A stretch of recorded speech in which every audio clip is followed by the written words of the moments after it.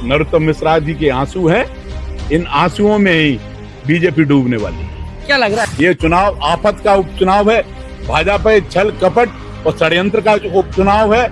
इसलिए यहाँ की जनता समझ रही है, देख रही है, ये थोपा गया उपचुनाव है। उपचुनाव की कोई जरूरत नहीं थी।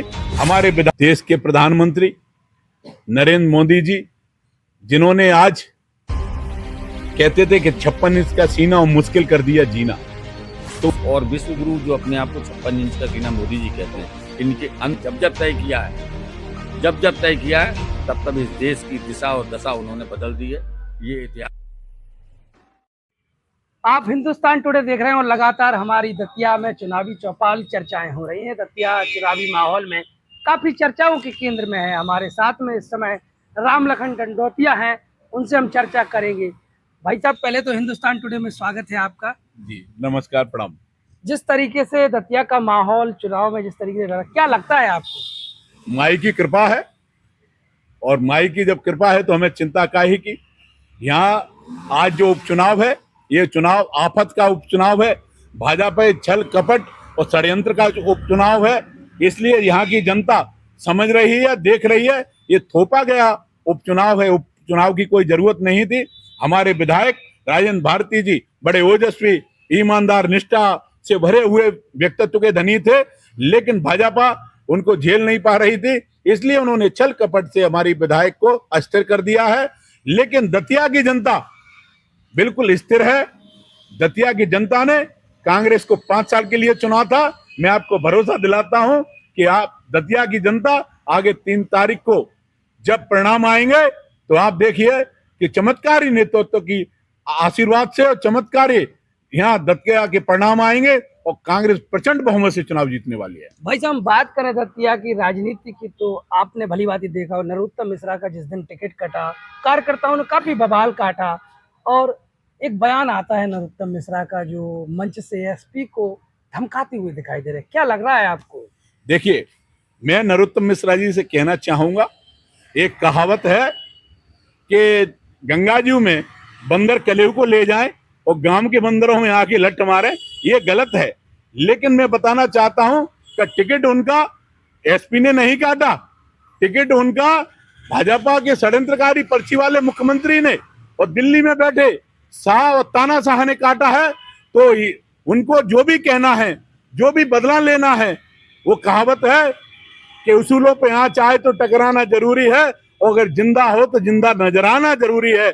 अगर वो जिंदा है और उनकी आत्मा जिंदा है तो उनको पूरी तरह से जवाब देना चाहिए। उनके कार्यकर्ताओं को उनकी दिल की भावनाओं को पहचानना चाहिए और उनको सबक सिखाना चाहिए। जिस तरीके से आपने देखा भरी मंच से सीएम के सामने आंसुओं की जो गंगा थी वो बह रही थी, इसको लेकर क्या कहें? देखिए, ये स्वाभाविक है कि जब इतना बड़ा नेता किसी भी अपने विकास के लिए अपने लोगों से जुड़ा रहता है तो उसके मन में कहीं ना कहीं भाव रहते हैं और भावनात्मक भी हो जाता है। ये मानव का स्वभाव है।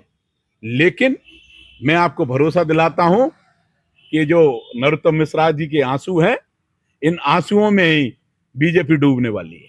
क्या लग रहा है, इससे कांग्रेस को लाभ मिल सकता है? देखिए, ऐसा है कि कांग्रेस को मतलब लाभ मिलना ही है। कांग्रेस अपना काम हमेशा ईमानदारी से करती है। कांग्रेस कभी जातिवाद की राजनीति नहीं करती। कांग्रेस हमेशा सर्वधर्म सर्वहित सुखाय और सर्वजन हिताय के लिए काम करती है, और कांग्रेस हमेशा एक भाईचारे के लिए काम करती है। कांग्रेस को तो हमेशा लाभ मिलना है। ये वो कृत्य उनको है, उन्होंने जो कृत्य किया है उनको दुष्परिणाम भी भोगने पड़ेंगे। भाई, जब आपने देखा कि भाजपा लगातार कहती है अनुशासित पार्टी, लेकिन वहीं मंच पर नरोत्तम मिश्रा भावुक हुए, लेकिन पीछे बैठी पूर्व मंत्री इमरती देवी हंसती हुई नजर आ रही थी, उनको लेकर क्या कहेंगे? ये ऐसा है, देखिए, जिसकी जैसी सोच होती है, समझ होती है, तो वो उस तरह से अपने आप को प्रेजेंट करता है। वो कितनी जिम्मेदार हैं और कितनी गैर जिम्मेदार हैं। दरअसल क्या है कि आप सबको मालूम है कि उनका कितना एक दूसरे के प्रति लगाव है, और हो सकता है कि वो उनकी लाचारी पे हंस रही हो, उनकी बेचारी पे हंस रही हो।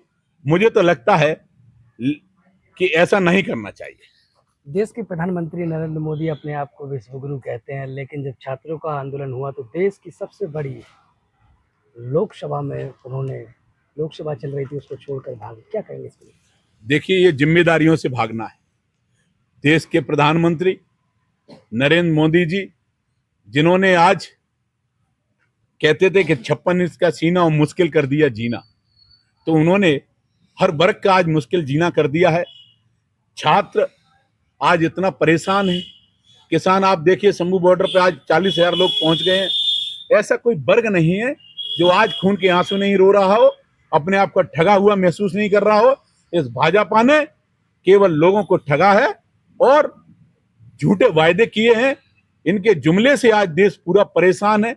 इन्होंने जमीर से लेकर जमीन तक सब कुछ बेच दिया और केवल अडानी अंबानी ऐसे लोगों के हाथ में देश को दे दिया। और देश आगे आने वाले समय में आर्थिक संकट से भी जूझने जा रहा है। हमारे साथ में ठाकुर साहब भाई साहब हैं, इनसे भी बात कर लेते हैं। भाई साहब, जिस तरीके से छात्रों का दर्द दिखा दिल्ली में, छात्र रोते हुए दिखाई दे रहे हैं, बिलखते हुए दिखाई दे रहे हैं, और एक तरफ पुलिस ये कह रही है कि हमारे ऊपर पत्थर फेंके गए। किस तरीके से, किस नजरिए से देखेंगे इसको? सुनियोजित तरीके से भाजपा काम करती है। छात्रों के साथ अन्याय पिछले 12 साल में पहली बार नहीं हुआ है, लेकिन अब अन्याय की अत हो गई है। वो अंत, और विश्व गुरु जो अपने आप को 56 इंच का सीना मोदी जी कहते हैं, इनके अंत का अब आरंभ हो चुका है। और निश्चित तौर पे इस देश का निजाम बदलने की शुरुआत हो चुकी है। निजाम और निजाम के साथ जो देने वाले जितने भी लोग हैं, यानी कि भारतीय जनता पार्टी, सबका सफाया होगा। इस देश के युवाओं ने जब जब तय किया है, तब तब इस देश की दिशा और दशा उन्होंने बदल दी है। ये इतिहास गवाह है इस बात के। भाई जब एक सवाल और लेंगे आपसे जाते हुए, दिल्ली में जब पुलिस कर्मचारी लाठी बरसा रहे थे, लेकिन उन्हीं पुलिस कर्मचारियों के साथ में कुछ ऐसे लोग भी थे जो सादा थे, सादा कपड़े, सादा लिबाज में थे, वो भी छात्र पर लाठी बरसा रहे थे। उनको लेकर छात्र कई सवाल उठा रहे हैं। कैसे देखिए?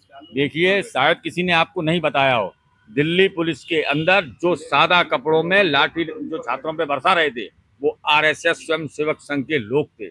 भारतीय जनता पार्टी ने पुलिस के साथ साथ आरएसएस के लोगों को भी भेजा था, जो पुलिस दिख रही थी लेकिन पुलिस नहीं थी।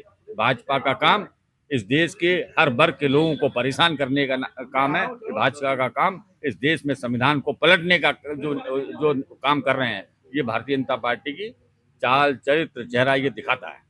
जैसे कि आपने सुना भाई साहब को, उन्होंने सीधा कहा कि भारतीय जनता पार्टी संविधान को पलटने की बात कर रही है, और उन्होंने अपना सीधा चाल चरित्र चेहरे की बात की है। इसी तरीके की खबरों के लिए आप जुड़े रहिए हिंदुस्तान टुडे के लिए। लगातार खबरें जारी है। मैं संगम कुशवाहा।